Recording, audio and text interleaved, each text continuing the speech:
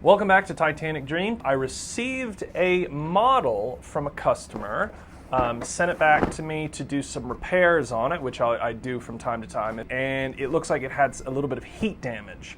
The ship itself had sort of melted. So what we're going to do is we're going to go through it. I'm going to dissect the ship and see if we can learn a little bit about the way these things work and maybe how you can avoid this problem yourself in the future. Okay, so first thing, I'm just going to look at the bow here, front half of the ship. Yeah, you can see right here how the edges, the white edge right there, is pushing out away from the bow deck. It's actually been the heat has caused that warp to occur, which probably means that's going to be. Oh yeah, that's yeah. So it's completely warped, so much so that isn't even snapped in anymore. Same thing down here. You can see this edge has come out like that. And what happens, if you leave it in direct sunlight, if you leave it by the pool, if you put it in your attic for a while and it reaches, 180 or so degrees, this plastic will just start to warp very, very slowly. So what happens, oh gosh, yeah, I can see it even just looking at it like that. So now that the hull is warped, it can't even click together. Oh, the back looks just like the front. See that big gap right there? That's the hull that's warped. Yeah, that wants to just pop right out. If I pulled a little bit hard, it would. Yeah. Oh, it's also, so when you look straight down at the latch, see how that latch is all loose and angled to the side? Oh man. Oh man. I don't know what's going on there, but we're going to look at that. So, let's just go ahead and open the rear. Yep. You can tell it's warped. There's no mechanical parts in the back though, so oh gosh, yeah, what a warp. Terrible. Okay, now for the front.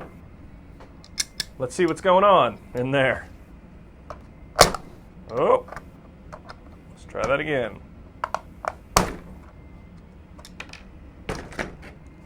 Okay, so now I'm just gonna, oh, that was, yeah, wow. You can see, if you look at the white line, see the side of the ship right there, the side of the hull? See how that bend goes right there? It goes in, dips in, and then out. Melted. Totally melted. Gosh. So this is the, oh my Lord. So this is the locking latch. This is the actual piece that connects the back and front. See how it dips up like that? That's one of the reasons it can't latch, the top of it here. This is supposed to be completely flat. I'll show you one right behind me. On the bottom, that's what it's supposed to look like, and on the top, that's the warping. And again, that happens if you leave it in the sun, if you leave it in your hot car, if you leave it next to the pool, it'll do that. So that's why we always advise people, we put this on the website, we put it in the box on the labeling, just don't leave it in the sun. It'll warp just a little bit. This is a pretty severe warping. I don't know what caused it. The customer didn't say. All right, now we're gonna look at the slider. Well, I thought the slider looked good, but then when I look at the bottom of it, it bends up like that. It sort of goes up just a little bit. Tiniest little bit of distortion there, a little bit of warping there is going to prevent this from moving at all. And let's see if it can even move at all. Oh, it can move a little bit, but it's stiff. Gosh.